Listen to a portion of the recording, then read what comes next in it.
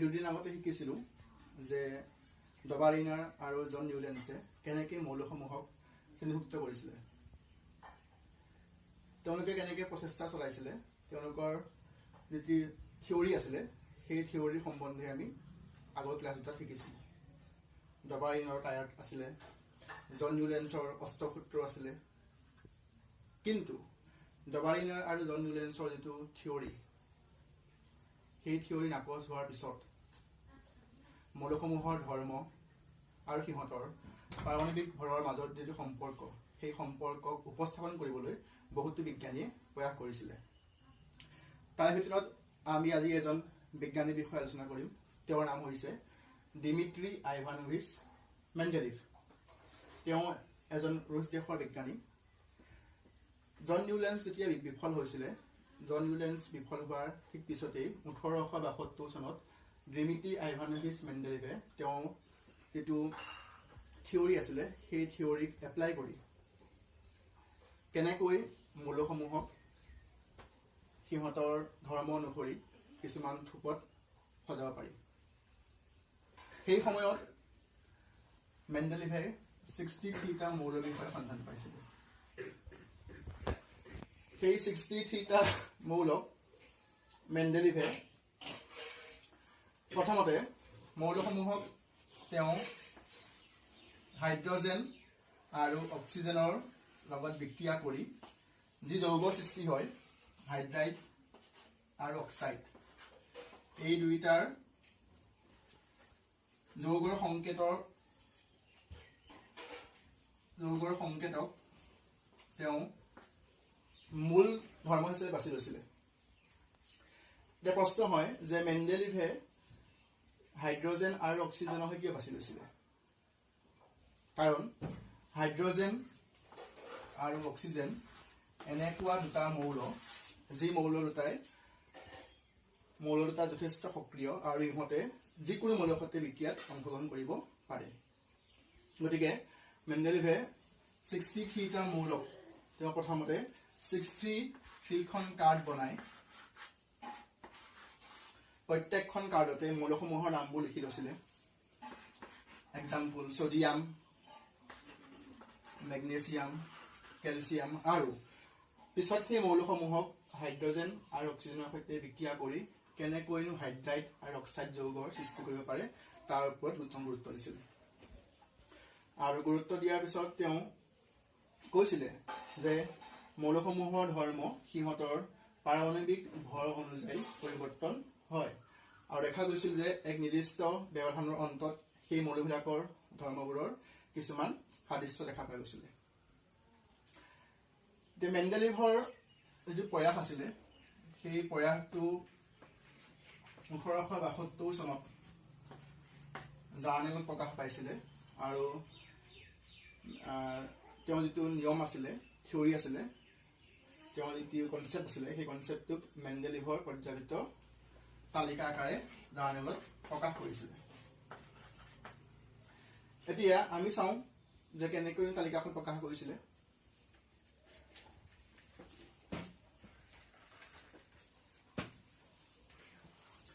এইখন হৈছে মেণ্ডেলিভৰ পৰ্যাপিত তালিকা। ইয়াত তেওঁ কিছুমান বৰ্গত ভাগ কৰিছে, 1ৰ পৰা আৰম্ভ কৰি 8 নম্বৰ স্থানলৈকে।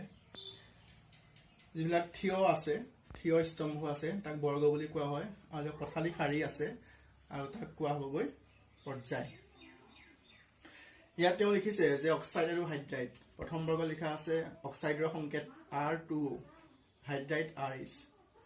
দ্বিতীয় বৰ্গত অক্সাইডৰ সংকেত RO, হাইড্ৰাইড হৈছে RH2। তৃতীয় বৰ্গত আছে R2O3, হাইড্ৰাইড RH3। চতুৰ্থ বৰ্গত আছে RO2, হাইড্ৰাইড RH4। এতিয়া প্ৰথম বৰ্গত অক্সাইড R2O আৰু হাইড্ৰাইড দিয়া আছে RH। কিয় দিয়া আছে আমি যদি চাব বিচাৰোঁ, এতিয়া হাইড্ৰজেনৰ কি হয় R2O, R মানে আমি যিকোনো মৌল হ'ব পাৰে, R টো বুজাইছে ইয়াত। যেনেকৈ আমি মেথছত X বুলি ধৰি লওঁ যিকোনো এটা মান উলিয়াবৰ কাৰণে, তেনেকৈ আমি এলিমেণ্টছটো মৌলটো আমি R বুলি ধৰি লৈছোঁ। এটি R যদি H হয় H2O, লিথিয়াম যদি অক্সাইড হয় লিথিয়াম অক্সাইড যদি আমি লিখিব বিচাৰোঁ 2O যদি সোডিয়াম হয় formula R2O sodium oxide N2O potassium oxide K2O গতি দেখা গৈছে যে প্ৰথম বৰ্গৰ যিকিটা মৌলক তেওঁ অন্তৰ্ভুক্ত কৰিছে সেই মৌলকিটাৰ অক্সাইডৰ সংকেতকিটা একেই যেনেকৈ H2O H2O Li2O Na2O K2O ঠিক তেনেকৈ দ্বিতীয় বৰ্গৰ যিটো অক্সাইডৰ সংকেত আছে RO যদি লৈছে ইয়াত beryllium BeO magnesium MgO calcium CaO দেখা গৈছে যে দ্বিতীয় বৰ্গৰ যিটো অক্সাইডৰ সংকেত সেই সংকেতকিটাও প্ৰায় একেই হৈছে beryllium oxide BeO magnesium oxide MgO calcium oxide CaO ঠিক তেনেকৈ তেওঁ অষ্টমটো বৰ্গলৈকে তেওঁ অক্সাইড আৰু হাইড্ৰাইডৰ সংকেতকিটা তেওঁ লিখি উলিয়াইছিলে গতিকে এইখনেই হৈছে মেণ্ডেলিভৰ পৰ্যাবৃত্ত তালিকা কিন্তু মেণ্ডেলিভে যিমানখিনি প্ৰয়াস কৰিছিলে তেওঁ যিমানখিনি সাফল্য হ'ব লাগিছিলে তেওঁ সিমানখিনি সাফল্য নহ'ল ঠিক একেদৰেই ডবাৰিনাৰৰ টায়াৰ্ড নিউলেন্সৰ অষ্টপুত্ৰ আৰু মেণ্ডেলিভৰ পৰ্যায়ৰ তালিকাও বিফলৰূপে পৰিগণিত হৈছিলে যেনেকৈ ডবাৰিনাৰে কৈছিলে যে 30টা মৌলক তেওঁ সজাব বিচাৰিছিলে কিন্তু কেৱল 3টাহে টায়াৰ্ড পালে 3 গুণ 9টা মৌলক তেওঁ সজাব পাৰিছিলে গতিকে তেওঁ বিফল হৈছিলে জন নিউলেন্সে 56টা মৌল লৈছিলে তাৰ ভিতৰত কেৱল 20টা মৌলকহে সজাব পাৰিছিলে তেওঁ বিফল হৈছিলে ঠিক তেনেকৈ মেণ্ডেলিভৰ পৰ্যাবৃত্ত তালিকাও এসময়ত বিফলৰূপে পৰিগণিত হৈছিলে তে কেনেকৈ তেওঁ বিফল হৈছিলে প্ৰশ্ন হয় তেওঁ কৈছিলে যে মৌলসমূহৰ ধৰ্ম সিহঁতৰ পাৰমাণৱিক ভৰ অনুযায়ী পৰিৱৰ্তন হয় মানে ভৰ বাঢ়ি গ'লে ধৰ্ম পৰিৱৰ্তন হয় কিন্তু আকৌ এটা নিৰ্দিষ্ট ব্যৱধানৰ অন্তত মৌলবিলাকৰ ধৰ্মবিলাক কিছুমান সাদৃশ্য দেখা দিয়ে এতিয়া তেওঁ প্ৰথমতে ভুল কৰিছিলে যে হাইড্ৰজেন মেণ্ডেলিভে হাইড্ৰজেনৰ সঠিক স্থান দিব পৰা নাছিলে হাইড্ৰজেনে যদি আমি চাওঁ যে হাইড্ৰজেনৰ বাহিৰৰ ফালে এটা ইলেক্ট্ৰন আছে লিথিয়ামৰো এটা আছে সোডিয়ামৰো এটা ইলেক্ট্ৰন আছে সেই ফালৰ পৰা একেই কিন্তু হাইড্ৰজেনটো এটা হৈছে বিদ্যুৎ ধনাত্মক অধাতু বাকি যিকিটা আছে ধাতু সোমাই আছে কিন্তু এটা কি হ'বগৈ হাইড্ৰজেনটো কি হয় এটা অধাতু গতিকে মেণ্ডেলিভে হাইড্ৰজেনৰ সঠিক স্থান দিব পৰা নাছিলে তদুপৰি মেণ্ডেলিভে কি কৰিছিলে যে একেটা ঘৰতে একেটা ঠাইতে দুটা মৌলক স্থান দিছিলে potassium copper rubidium silver caesium gold এটো অসম্ভৱ তেওঁ কৈছিলে যে মৌলবিলাকৰ ধৰ্ম সিহঁতৰ ভৰ অনুযায়ী পৰিৱৰ্তন হয় কিন্তু একেটা বৰ্গতে তেওঁ দুটা মৌলক স্থান দিছিলে তদুপৰি আৰু দেখা গৈছে যে ভৰ ক্ৰমান্বয়ে বাঢ়ি যায় তেওঁ যিখন তালিকা আছিলে তাত কি হয় ক্ৰমান্বয়ে ভৰবোৰ ক্ৰমান্বয়ে বাঢ়ি গৈ আছে কিন্তু দেখা গ'ল যে কোবাল্ট আৰু নিকেলৰ ক্ষেত্ৰত কোবাল্টৰ 58.93 নিকেলৰ 58.71 তেওঁ যিটো কৈছিলে যে ভৰৰ বৃদ্ধি সুষমভাৱে পৰিৱৰ্তন হ'ব কিন্তু সেই পৰিৱৰ্তনটো সুষমভাৱে দেখা নগ'ল আৰু বিসংগতি দেখা দিছে তদুপৰি মেণ্ডেলিভে সেই সময়ত সমস্থানিক কি আমি ক্লাছ 9 পাইছিলোঁ সমস্থানিকৰ বিষয়ে এতিয়া মেণ্ডেলিভৰ তালিকাত সেই সমস্থানিকৰ যিটো বিৱৰণ যিটো ব্যাখ্যা মেণ্ডেলিভে খুব সুন্দৰভাৱে উপস্থাপন কৰিব পৰা নাছিলে গতিকে এই তিনিটা কাৰণত মেণ্ডেলিভৰ যিখন তালিকা সেই তালিকাখন গ্ৰহণযোগ্য নহ'ল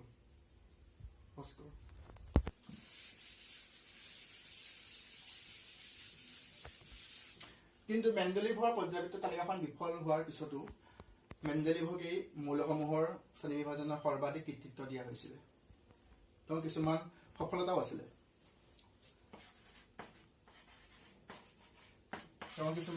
আছিলে এইকেইটাই যে তেওঁ যিখন তালিকা আছিলে সেই তালিকাত কিছুমান খালী ঠাই তেওঁ লিখি গৈছিলে তেওঁৰ যিখন তালিকা আছিলে তাত কিছুমান খালী ঠাই এৰি থৈ গৈছিলে আৰু তেওঁ এৰি থৈ যোৱা খালী ঠাইবোৰ কৈছিলে যে ভৱিষ্যতে সেই ঠাইবোৰত মৌলবোৰ আৱিষ্কাৰ হ'ব পাৰে।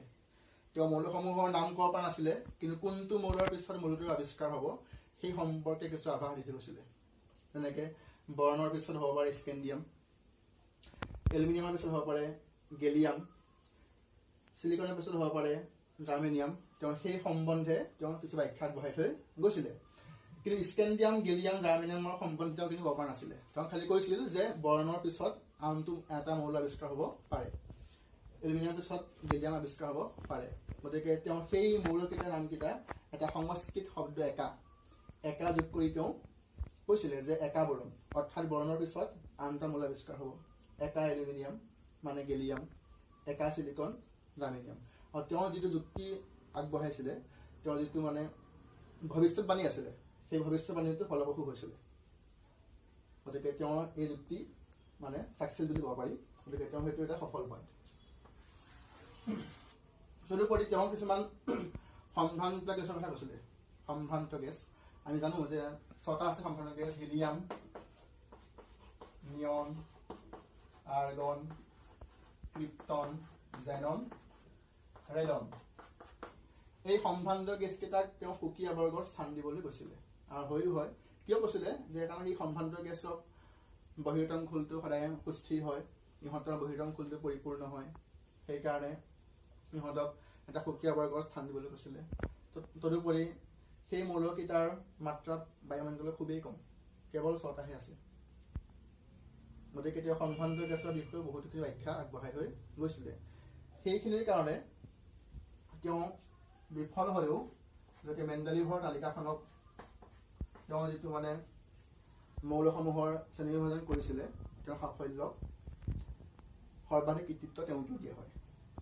এইখিনি আছিলে আমাৰ মেণ্ডেলিভৰ পৰ্যায়ৰ তালিকাৰ কিছু আভাস। অলপ খেলি মেলি হ'ব পাৰে, কিতাপ আছে ভালকৈ পঢ়ি ল'বা তোমালোকে। গতিকে অলপ ট্ৰাই কৰিছোঁ বুজাবৰ কাৰণে। যদি কিবা নোৱাৰা থাকে, ডাউট থাকে, কমেণ্ট কৰিবা, মই তাৰ এনচাৰ দিবলৈ চেষ্টা কৰিম। Thank U.